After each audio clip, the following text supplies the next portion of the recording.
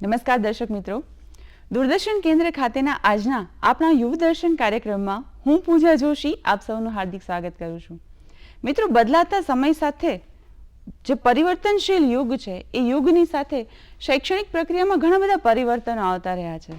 પહેલી ગુરુ શિષ્ય પરંપરા અને ત્યાંથી શરૂ કરીને આજના યુગમાં જ્યારે આપણે પહોંચીએ છીએ ત્યારે આજનો યુગ એ એટલો ટેકનોલોજીથી ભરપૂર યુગ છે કે જ્યારે શિક્ષક કે જે એક વિદ્યાર્થી માટે પાયાનો પથ્થર કહી શકાય, એક વિદ્યાર્થીનું ભવિષ્ય જ્યારે એના શિક્ષકના હાથમાં હોય છે ત્યારે એક શિક્ષકે પણ સતત આ પરિવર્તનશીલ યુગની સાથે સાથે પોતાની શૈક્ષણિક પ્રક્રિયાઓની અંદર પણ સતત પરિવર્તન લાવતું રહેવું પડે છે. અને એજ્યુકેશન માટે તો કહેવાય છે ને કે સાચી કેળવણી એ શું છે? એ શિક્ષણ એ માત્ર શિક્ષણ નથી, પણ એ કેળવણી એટલે એવી કેળવણી કે જે બાળકનું ઘડતર કરે છે. કહેવાય ને કે education is not what you have learned in the classroom. Education is that which remains whenever you forget everything that you learned in the classroom. ક્લાસરૂમની અંદર જે શીખ્યા છો એ જ માત્ર કેળવણી નથી, પણ ક્લાસરૂમની બહાર નીકળ્યા પછી એ પુસ્તકિયું જ્ઞાન કદાચ મગજમાંથી વયા ગયા પછી પણ જે તમારી અંદર બચે છે, જે તમારા મૂળમાં બચે છે, એ છે સાચી કેળવણી.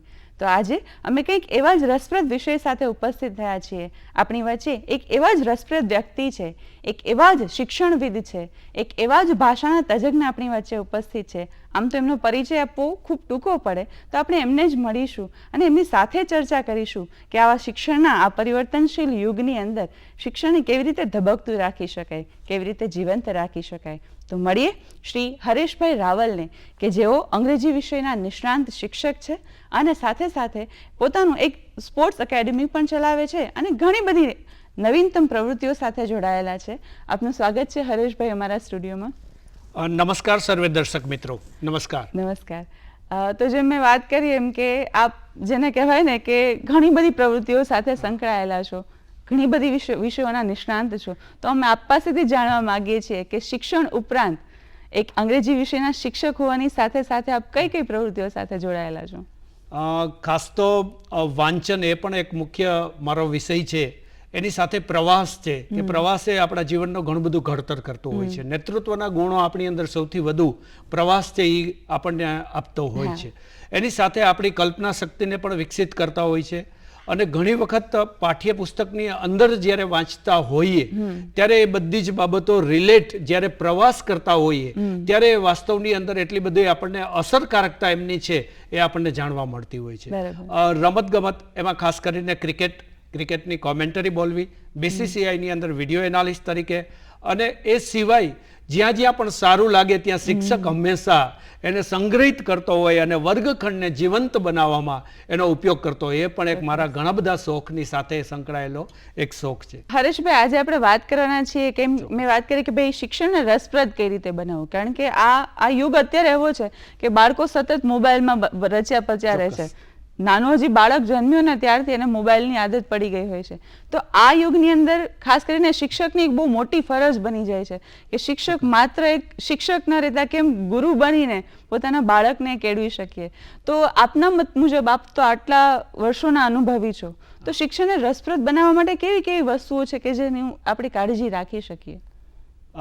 ખાસ કરીને શિક્ષણ અને વર્ગખંડ આ બે જીવંત બને તો વિદ્યાર્થી છે એ વાસ્તવની અંદર એની જે શિક્ષણની પ્રક્રિયા છે એ બહુ સહજ એના માટે બનતી હોય. Teachers is lighthouse for the society. એ સમાજની દીવાદાંડી છે. એ પોતાનું વ્યક્તિત્વ એટલું પ્રેરક બનાવે તો આપોઆપ વિદ્યાર્થી છે એ એના તરફ આકર્ષિત થશે. શિક્ષક જે કંઈ કહી રહ્યો છે એ માત્ર વાતો નથી, પરંતુ એ વાસ્તવિકતા છે. એ પોતે આચરણમાં મૂકતા હશે ત્યારે એ ચરિતાર્થ થતું હશે તો વિદ્યાર્થી છે એ ધીમે ધીમે કરતાં એને અનુસરણ કરશે અને ત્યારબાદ એને જ્યારે એ રિલેટ થવા મળશે, એને પોતાને અનુભૂત થશે કે નહીં, આ રીતે પણ મારી કારકિર્દી નિર્માણ થઈ શકે છે. માત્ર ટેક્સ્ટબુકને વાંચવી, એ વાંચેલું યાદ રાખવું, યાદ રાખીને લખી લેવું એ નથી, પરંતુ આનાથી પણ ઘણું બધું એવું છે કે જે મારા જીવનની અંદર સહજતાથી હું ચરિતાર્થ કરી શકું છું. તો એ એક અભિગમ સાથે જ્યારે વર્ગખંડની અંદર જતા હોઈએ ત્યારે આપણા માટે થઈ અને એક કાર્ય માત્ર નથી રહેતું, પણ એ આપણો એક કર્મયજ્ઞ બહુ યશસ્વી બનતો હોય એવું આપણને લાગતું હોય છે. ચોક્કસ. અને આમ પણ જોવા જઈએ ને તો એક શિક્ષક તરીકે હું પણ એક શિક્ષક છું, તો મને ઘણી વખત અનુભવ થતો હોય કે ક્યારેક શિક્ષકોની મીટિંગ હોય કે તાલીમોમાં મળતા હોય ત્યારે પણ એવું લાગે કે ભાઈ ખાલી ચોક એન્ડ ટોક ન હોવું જોઈએ એમ, ખાલી તમે બોલો કાં તો આપણે જેને કહીએ ને કે ટિપિકલ શબ્દની અંદર એક ભાષણ શબ્દ છે, પણ ખરેખર એ ભાષણ શબ્દ પણ થોડો જેને કહી શકાય ને કે માણસને મગજમાં ના ઉતરે એવો શબ્દ છે, પણ ખાલી બોલવા કરતા એ વસ્તુમાં જો આપણે કોઈ પ્રવૃત્તિની સાથે એ વસ્તુને સામેલ કરીએ તો એ કેળવણી વધારે અસરકારક બની શકે એવું મને લાગે છે. કારણ કે જ્યારે તાલીમોની અંદર પણ એવું લાગે કે ભાઈ આ શું બોલી રહ્યા છે, ખાલી કંઈક નવીન કરાવીએ, કંઈક નવીન આપીએ તો અમને એમાં મજા આવશે. સાવ સાચી વાત છે. માત્ર ને માત્ર બાળકોને સાંભળવું એ નહીં ગમે, પરંતુ એમની સાથે આપણે સારા એવા આપણા પોતાના જીવનના ઉદાહરણો જ્યારે આપણે એમને આપશું ત્યારે એ પોતે પણ એવા ઉદાહરણો, એટલે કે text book beyond the text જવાની જ્યારે શિક્ષક પ્રયાસ કરે અને તો બાળકો વધુ ભાગે એવો માસ બેઠો હશે કે જે માસ માત્ર ટેક્સ્ટ બુક થી કંટાળતો હશે, એવો મોટો માસ હશે, તો એમને ભણવું વધુ રસપ્રદ બનતું હશે. ત્યારે શિક્ષક છે એ એમનો એક વિશાળ દ્રષ્ટિકોણ છે એનો અભિવ્યક્ત થતો હોય છે, અને શિક્ષકત્વ જ્યારે સફળતાના શિખરો તરફ ત્યારે જ આગળ વધી શકે કે એ શિક્ષક આવા જુદા જુદા આયામ સાથે, જુદા જુદા પ્રયોગો સાથે શિક્ષણને જીવંત બનાવે, અને પછી જીવંત બનેલો વર્ગખંડ છે એમાંથી બહુ મોટો માસ છે એ સફળતા તરફ ક્યારે આગળ નીકળી જતો હોય એ આપણને ખ્યાલ નથી આવતો. વર્ષના અંતે જે માત્ર સાંભળીને કંટાળનારો બાળક છે એનું તમે જ્યારે એનાલિસિસ કરો ત્યારે એ માત્ર સાંભળનારો બાળક કંટાળતો તો એ બાળક આપણી સાથે સહભાગીદારીતામાં જોડાતો હોય છે, અને એક નવો જ વિદ્યાર્થી આપણને કે જે પોતે સ્વયં શિક્ષણ અને સ્વયં શિક્ષિત બનવાનો યાત્રા તરફ આગળ નીકળી ગયેલો આપણને જોવા મળતો હોય છે. ચોક્કસ. ઘણી વખત એવું બનતું હોય કે ભાઈ સ્કૂલના ઓલા નાના નાના પગથિયાઓ હોય ને, તો ઘણા મેં એવા પણ શિક્ષકો જોયા છે મારા અનુભવોમાં કે ભાઈ એ શિક્ષકો શું કરે કે વિદ્યાર્થીઓને પગથિયા ઉપર ચલાવે કે ચાલો 1 2 3 4 ગણો કેટલા પગથિયા પહોંચે, તો એ પણ એક પ્રવૃત્તિ સાથેનું જ જ્ઞાન છે, અને એ જ્ઞાન પણ બાળક માટે જરૂરી છે. આ તો હું વાત કરું છું કે મારા પ્રાઇમરી લેવલની, કે નાના બાળકો છે કે જેનું આપણે મૂડ તૈયાર કરવાનો છે. આપ તો બહુ મોટા બાળકો સાથે કામ કરો છો, તો આપને કેવા અનુભવો રહ્યા છે? આમ તો જ્યારે વર્ગખંડને જીવંત બનાવવાનો, આમ તો દરેક શિક્ષકનો પોતાનો એ જ એક ધ્યેય હોય છે કે પોતાનો વર્ગખંડ છે એ સૌથી જીવંત રહે, સફળ રહે. બાળકો પોતે જ્યારે બહાર નીકળીએ ત્યારે બાળકોના ચહેરા ઉપર સ્મિત જોવા મળે, અને એ અનાયાસે એને સહજતાથી તાલીઓ પાડવાનું એક એને મન થાય. એવો જ્યારે વર્ગખંડ આપણો પૂરો થતો હોય ત્યારે આપણને એમ લાગે કે વાહ, આજનો આપણો દિવસ છે એ સફળ રહ્યો છે, અને આપણે જે ઉદ્દેશ્ય સાથે પ્રવેશ કર્યા હતા એના કરતાં આપણે વધારે સારી રીતે વર્ગખંડને છોડીને જઈ રહ્યા છીએ. અને જો એવું થાય તો પછીના જે કોઈ સેશન્સ લેવાના હશે, લેક્ચર્સ ત્યાં ગોઠવાયેલા હશે, એના માટે ઓટોમેટિકલી બાળકો છે એને શાળાએ આવવું ગમશે, વર્ગખંડમાં બેસવું ગમશે. એમને ડિસિપ્લિન માટે થઈને આપણે એમને બહુ ઝાઝા ભાષણો આપવાની જરૂર નથી રહેતી હોતી. આમ એવું કહેવાય કે બાળકને જો તમે engage the learner, otherwise learner will engage you. જો તમે બાળકને જકડી નહીં રાખો તો બાળક ઓટોમેટિકલી કંઈક ને કંઈક એવા તોફાનો કરશે, કમ્પ્લેન્સ કરશે, એમના કંટાળાઓને દેખાડશે, અને એના પરિણામે આપણે પોતે માત્ર એમને ઠપકો આપવાના રૂપમાં આપણે એંગેજ રહેતા હશું. ત્યારે જીત બાળકની થતી હોય અને પૂર્ણપણે આપણી નિષ્ફળતા છે એ આપણા ચહેરા ઉપર તો દેખાતી જ હોય. સ્ટાફ રૂમ તરફ જતા હોઈએ ત્યારે આપણે પોતે એવા પ્રસન્ન ચિત્ત હોવા જોઈએ કે આપણને બહુ મોટી ઉપલબ્ધિ મળેલી છે. તો એ ત્યારે જ બને કે આપણે આપણા વર્ગખંડમાં એન્ટર થયા પહેલા આપણે કટિબદ્ધ હોઈએ, સુસજ્જ હોઈએ, અને પછી એને જ્યારે પ્રયોગ કરીએ એમાં એથી વધારે સારી સફળતા મળતી હોય ત્યારે આપણે જ્યારે પુનઃ સ્ટાફ રૂમ તરફ આવતા હોઈએ ત્યારે કોઈને કહેવાની જરૂર ન રહે કે આજે આપણે કેટલી બધી મોટી ઉપલબ્ધિ લઈને પાછા આવી રહ્યા છીએ. સેન્ચુરી મારીને જે રીતે પેવેલિયન તરફ આવતો બેટ્સમેન જેટલો આનંદ અનુભવતો હોય એવો એક સારો ક્લાસ આપણે લઈને જ્યારે પાછા આવતો હોય ત્યારે આપણા માટે પણ એવો જ આનંદ, એવી જ ગરિમા રહેતી હોય છે, અને એ આપણા બધાના માટે હંમેશનો ધ્યેય હોય છે શિક્ષક તરીકેનો. ચોક્કસ. ઘણી બધી વખત એવું બનતું હોય કે ઘણા બધા શિક્ષકો એવી નવી નવી ટેકનિક્સનો ઉપયોગ કરતા હોય, વાર્તાની ટેકનિક્સ છે કે નાટકોની ટેકનિક્સ છે કે પોતાના યુટ્યુબની અંદર કંઈક પોતાનું નવું ક્રિએશન રાખીને મૂકતા હોય અને વિદ્યાર્થીઓને એમાં સામેલ કરતા હોય. જેથી કરીને વિદ્યાર્થીઓ પણ એમ વિચારે કે ભાઈ મારા પણ વિડીયોઝ બની રહ્યા છે કે મારી પણ પ્રવૃત્તિ મારા નામ સાથે સામેલ થયેલી છે. તો એ નાના નાના પ્રયોગો જે શિક્ષકો કરી શકે ને એ પ્રયોગો થકી એ બાળકને શિક્ષણની અંદર વધુ રસ લે તો કરી શકાય એવું હું માનું છું. ચોક્કસ છે. આ પ્રયોગો છે એમાં ખાસ કરીને દરેક નેતૃત્વના ગુણ વિકસાવવું એ પણ એક શિક્ષકનું મુખ્ય કર્તવ્ય રહેતું હોય છે. તો જે બાળકો છે એ ઓલવેઝ વધુ ભાગે માસ એવું હશે જે ફિયર ઓફ ફેલિયરથી પીડાતા હશે. જે હોપ ઓફ સક્સેસ એ તો માત્ર ટોપર્સ આવતા હોય અથવા તો બધા જ એવરેજ ટીચર્સ જેને એપ્રિસિએટ કરતા હોય એ જ બાળક કોન્ફિડન્ટ હશે, એ જ બાળક એપ્રિસિએટ થતો હશે. તો ઘરેથી પણ એ એપ્રિસિએટ થતો હોય, વર્ગખંડમાં થતો હોય. જ્યારે વર્ગખંડમાં બેઠેલો દરેક બાળક છે એ પોતાનો છે અને એ મોટિવેટ થવું જ જોઈએ. આજ નહીં તો આવતીકાલે એ પોતે અહીંયા મારી પાસે બેસી અને એની મેળે ભણતો થાય એ ધ્યેય સાથે જ્યારે નાની નાની એવી એક્ટિવિટીઝ આપણે એમને આપતા રહેશું તો એ બાળકમાં કોન્ફિડન્સ આવશે. જેમને આવડે છે એ બાળકોને એમના લેવલની એક્સરસાઇઝ આપશું, પરંતુ જે બાળકો ધીમે ધીમે સંકોચ અનુભવે છે, આત્મવિશ્વાસનો અભાવ દેખાય છે, એમને એમના કક્ષાની એક્ટિવિટી આપણે એમને આપીએ અને એ જ્યારે કરીને આવશે ને એમને વર્ગખંડની અંદર એપ્રિસિએટ કરતા રહેશું ત્યારે બીજે દિવસે એ બીજી એક્ટિવિટીમાં પાર્ટિસિપેટ થશે. એમ કરતાં કરતાં એ આપણો ધ્યેય છે ત્યાં સુધી પહોંચશે. વર્ગખંડ શરૂ થતો હોય ત્યારે કોઈ પણ સબ્જેક્ટના જ્યારે તમે બાળકની કેટેગરીને જોવો તો 10% ટોપર્સ ઉપર આવતા હોય અને મોટો માસ એવો હોય કે આપણે ત્યાં એનાથી નીચે રહેવાનું. જ્યારે આપણે વર્ષના અંતે એનાલિસિસ કરીએ તો શિક્ષક ત્યારે જ સફળ ગણાય કે 10% જ માસ કદાચ ત્યાં નીચે રહી ગયેલો હોય, બાકીના બધા જ એવરેજ છે એ પ્રયાસો કરતા થઈ ગયા હોય, જવાબો આપતા થઈ ગયા હોય, કાંઈક એમાં નવું ચિંતન મનન કે વિચારમાં એ પોતે ઊભો રહેતા થઈ જાય, ડરે નહીં. એમ હું એક અંગ્રેજીના શિક્ષક તરીકે હું જ્યારે એક્ટિવ પેસિવની વાત કરતો હોય તો 10% જ પહેલા દિવસે એવા બાળકો હશે કે જે એક્ટિવ પેસિવની વાત આવશે એટલે એ પોતે કોન્ફિડન્ટ હશે કે સાહેબ પૂછશે તો મને વાંધો નહીં આવે. બાકીના બધા જ ધીમે ધીમે હેડ ડાઉન કરવા માંડશે અથવા તો અંદરથી સાય હશે અથવા તો અંદરથી એવી પ્રેયર કરતા હશે કે સર મારી સામું ન જોવે ને તો સારું, સર આ ક્લાસરૂમની અંદર મને ન પૂછે ને તો સારું. એની બદલે હું એવું કરું કે ચાલો આજ દિવસ સુધીનો આપણો એક્ટિવ પેસિવનો આ ટોપિક આપણને નથી આવડેલો, કોઈ ચિંતા કરવાની જરૂર નથી, બધું જ ભૂલી જાઓ. આવડે છે મિત્રો પણ થોડી વાર ભૂલી જાઓ. હવે નથી આવડતા એ આપણે બધા સરખા થઈ ગયા, મને નથી આવડતું. હવે આજથી આપણે શરૂ કરીએ છીએ આ ટોપિકને પહેલી વખત શીખીએ છીએ અને આજે 40 મિનિટ પછી આપણે બધા જ એક સાથે હશું કે બધાને આ ટોપિક આવડી ગયેલો હશે. તો મુખ્ય વસ્તુ, ચાલો આ હું એક સેન્ટન્સ લખું છું, આ સેન્ટન્સ છે એનો ટેન્સ મને કોઈ મિત્રો કહેશો? એટલે બાળક કહેશે, પ્રયાસો કરશે કે એના જુદા જુદા જવાબો આવશે, એમાંથી સાચો જવાબ આવે સરસ, વેરી ગુડ, આ સિમ્પલ પ્રેઝન્ટ ટેન્સનું આ સેન્ટન્સ છે, સરસ. હવે આને હું તમને અત્યારે પૂછું છું, આ કદાચ બોર્ડની એક્ઝામમાં પણ પૂછાય અને નો પૂછાય. જો પૂછાય તો 1 માર્કનો પૂછાશે અથવા તો એક્ટિવ પેસિવ 4 માર્કનો બોર્ડમાં પૂછાશે. પણ જો આને તમને આવડી ગયો ને તો આ 1000 માર્કનો આ છે અને કેબીસી ની અંદર કદાચ આ જ પૂછાય અને તમને એક્ટિવમાંથી પેસિવમાં પૂછાય તો કદાચ 1 કરોડ સુધી લઈ જાય. એટલે આજે 40 મિનિટમાં આપણે 1 કરોડ રૂપિયા આપણને મળવાના છે અથવા તો 1000 માર્ક્સ આપણા લાઈફમાં મળવાના છે.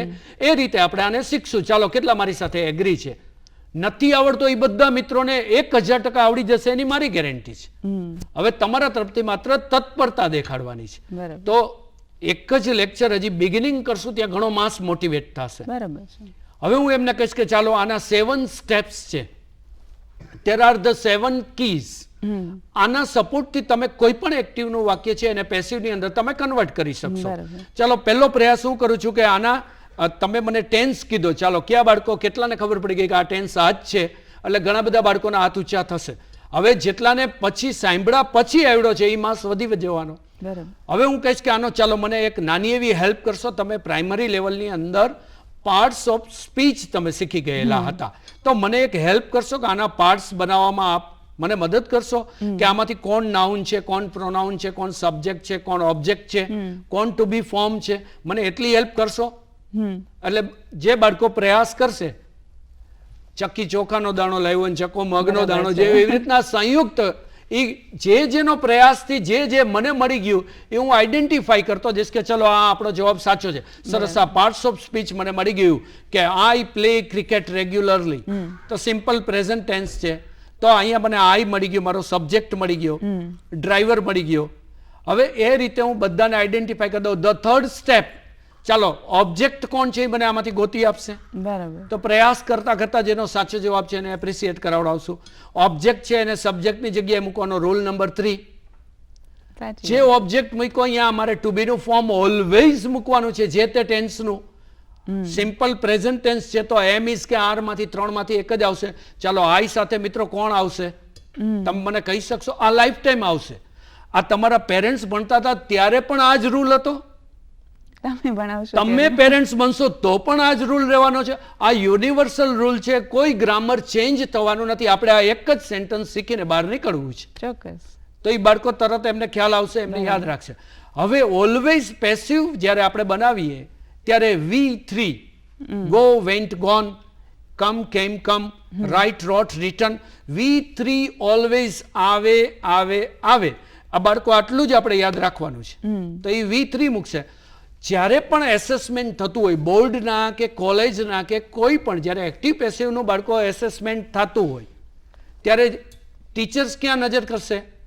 એમને we work form, to be form એમને પરફેક્ટ મૂક્યું છે કે નહીં, એટલે સ્ટેપ નંબર 4 અને સ્ટેપ નંબર 5 V3 મૂક્યું છે કે નહીં, એટલું સાચું તો સાચું, એટલું ખોટું તો ખોટું.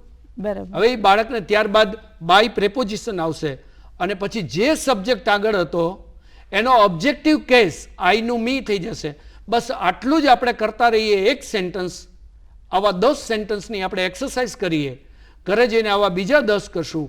આવી રીતના બધી જ ટેન્સ વાઇઝ કરતા રહીએ તો એક્ટિવ પેસિવના આપણા માર્ક્સ છે એ એક્ઝામ સ્ટાર્ટ થાય એ પહેલાં આપણી પાસે, આપણી સાથે હોય, વર્ગખંડમાં એન્ટર થાય ત્યારે એક્ટિવ પેસિવ કોઈ પણ પૂછે એના માર્ક્સ આપણી આગળ છે. ઘણી વખત એવું બને કે પહેલી વસ્તુ તો શિક્ષકની એ જવાબદારી છે કે એને એવું વાતાવરણ ઊભું કરવું પડે કે વિદ્યાર્થી પોતે જવાબ આપવા માટે સ્વતંત્ર બની જાય. એને એમ ના થાય કે ભાઈ હું આજે કંઈક બોલીશ અને મારા શિક્ષક મને કહી દેશે અથવા કે ભાઈ તને ના આવડે તું બેસ છે, અથવા શું આવા જવાબ આપે છે, આટલી બધી વખત શીખવાડું તને નથી આવડતું.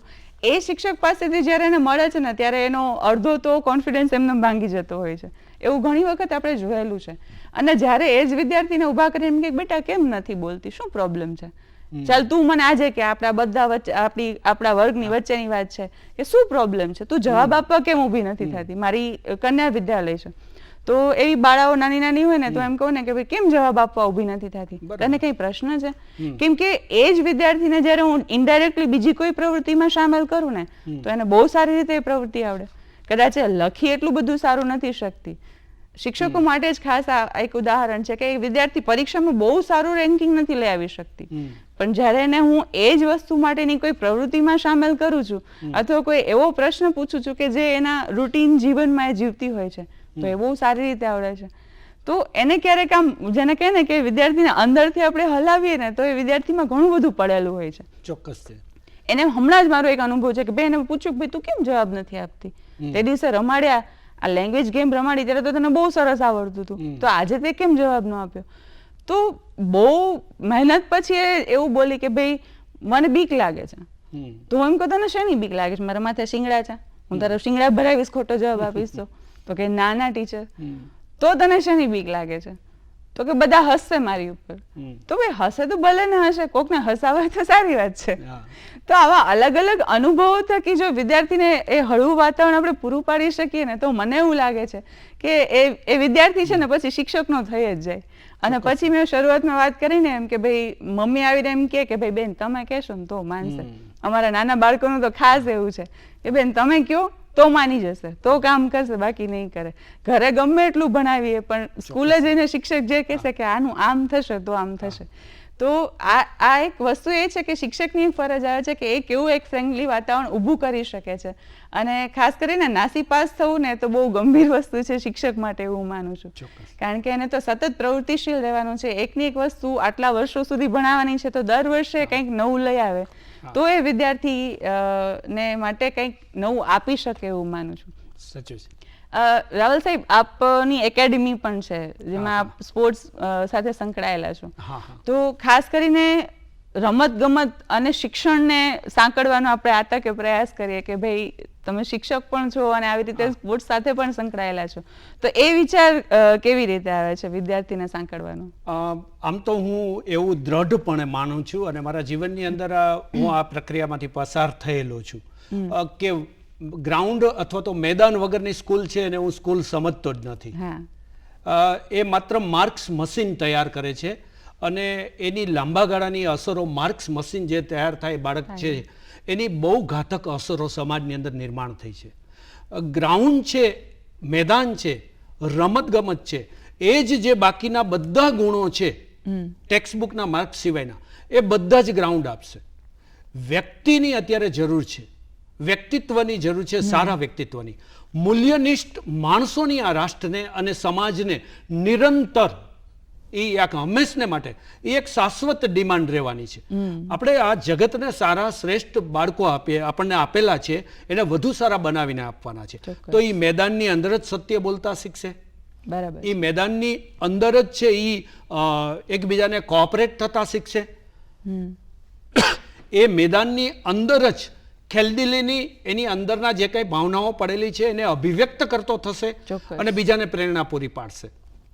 તો મેદાનની અંદર જ્યારે બાળકને આ બધા ગુણો જ્યારે શીખવેલા હોય અને એ જ્યારે વર્ગખંડની અંદર બેઠો હશે અથવા તો વર્ગખંડમાં આવેલી રિઝલ્ટ શીટથી સારી કક્ષાએ બેઠા હશે અધિકારી બનીને, ત્યારે એ બીજાના અધિકારને માન આપતા થશે. જો એવું નહીં બને તો ઇન્ટેલેક્ચ્યુઅલી એ સરસ માણસ બનશે, પણ જ્યારે એથિક્સની વાત આવશે, મોરલની વાત આવશે, ત્યારે એને ઇમ્પ્લિમેન્ટ કરવા માટે થઈને એ ગુણો એમની પાસે નહીં હોય અને એ સમાજને, કુટુંબને, રાષ્ટ્રને કે જ્યાં કઈ ફેમિલીઝ છે એ બધા જ વાતાવરણને બહુ મોટી ઘાતક પુરવાર થશે. એટલે રમતગમત છે એ જ. આમ તો મારી સ્પોર્ટ્સ એકેડેમીનો પણ એક અમારો લોગો છે, એનો મુદ્રાલેખ છે કે ટુ આઈડેન્ટિફાય ધ પોટેન્શિયલ. ચોક્કસ, તમારામાં રહેલી ક્ષમતાને ઓળખો. શિક્ષણ એટલે કે શિક્ષક અને વાલી એનો મૂળભૂત કોઈ જો એમને આપેલું એસાઇનમેન્ટ પરમાત્માએ કોઈ આપ્યું હોય ને તો એક જ છે કે સામે બેઠેલો છે એની અંદર જે કંઈ પડેલું છે એને શોધી અને એને તમે ઊંચાઈ સુધી લઈ જાઓ. એટલે જ તો શિક્ષણની આ વસ્તુ જ છે કે આપણી પાસે સમય ઘણો મર્યાદિત છે અને બહુ બધું જાણવું હતું તમારી પાસેથી, પણ કહેવાય ને કે બસ આજની આ જે ચર્ચા થઈ આપણી કે ભાઈ શિક્ષણને કેવી રીતે રસપ્રદ બનાવી શકાય, તો અમે ખાસ કરીને શિક્ષક મિત્રો પાસેથી પણ એવી આશા રાખીએ અને વિદ્યાર્થીઓ પાસેથી પણ કે સતત પ્રયત્નશીલ રહો જેથી કરી અને શિક્ષણને વધુ રસપ્રદ બનાવી શકાય. અમે આશા રાખીએ આવા પ્રયાસો આપ સતત કરતા રહેશો અને શિક્ષણને રસપ્રદ બનાવતા રહેશો. આવતા સપ્તાહે એક નવા વિષય સાથે મળીશું.